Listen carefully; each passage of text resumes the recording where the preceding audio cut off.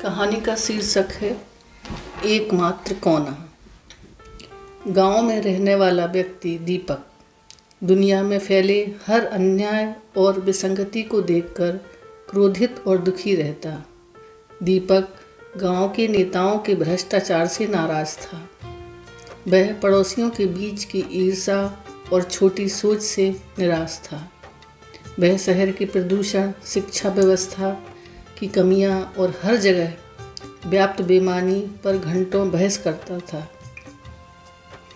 दीपक का दिन दूसरों की आलोचना करने और दुनिया को सुधारने की असंभव योजनाएं बनाने में बीतता था।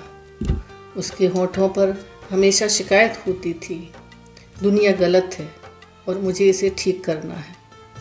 वह हर किसी को सुधारने की कोशिश करता था। वह नेताओं को पत्र लिखता, पड़ोसियों को भाषण देता और राहगीरों को सफाई के नियम बताता। परिणाम स्वरूप गांव के लोग उससे बचने लगे। वे उसे शिकायतबाज दीपक कहने लगे, क्योंकि वह हर जगह कमी देखता सिवाय अपने आप के।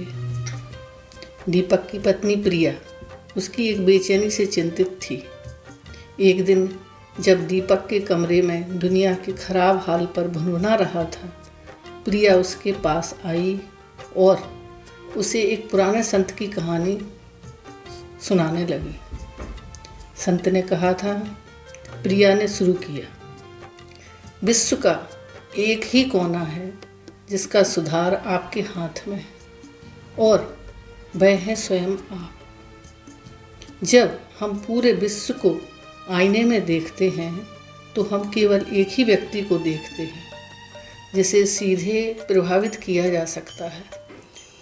वह है हम खुद। दीपक ने नाराज़गी से कहा, यह कैसी मूर्खतापूर्ण बात है। अगर मैं ही बदल जाऊं तो क्या सड़क पर पड़ा कूड़ा अपने आप उठ जाएगा? क्या भ्रष्ट नेता ईमानदार हो जाएंगे? प्रिया ने शांति से कहा, नहीं, कूड़ा अपने आप नहीं उठेगा, लेकिन हो सकता है तुम उठकर अपने आप उठाओगे बिना किसी से शिकायत किए, और जब तुम करोगे तो एक बदलाव आएगा तुम्हारे भीतर और वह बदलाव शायद तुम्हारे पड़ोसी को प्रेरित करेगा। उस रात दीपक ने बहुत सोचा। उसने पहली बार अपने भीतर झांका। उसने देखा कि वह दूसरों की आलोचना करने में जितना समय लगाता था, उतना समय उसने कभी खुद को बेहतर बनाने में नहीं लगाया। वह गांव के नेताओं को आलसी कहता था, लेकिन वह खुद अक्सर अपना काम टाल देता था। वह पड़ोसियों की ईर्ष्या पर नाराज होता था, लेकिन जब उसके मित्र को सफलता मिलती थी तो उसके मन में एक टीस उठती थी। वह दुनिया से ईमानदारी की मांग करता था, पर खुद छोटे छोटे झूठ बोल देता था ताकि उसे सुविधा हो। दीपक को एहसास हुआ वह अपनी सारी ऊर्जा उस दुनिया को सुधारने में बर्बाद कर रहा था जिस पर उसका कोई नियंत्रण नहीं था। इस प्रक्रिया में वह सबसे महत्वपूर्ण कोने अर्थात स्वयं को पूरी तरह नज़रअंदाज कर रहा था। यह एहसास उसके लिए बुद्धिमत्ता की पहली किरण थी।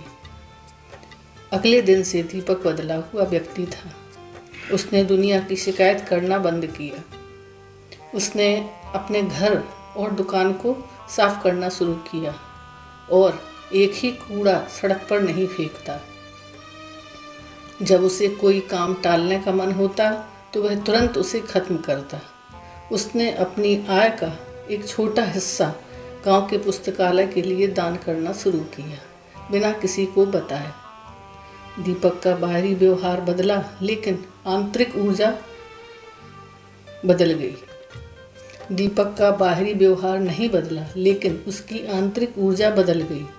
उसकी शिकायतें अब सकारात्मक क्रिया में बदल गई थीं। कुछ ही हफ्तों में एक आश्चर्यजनक बदलाव आया।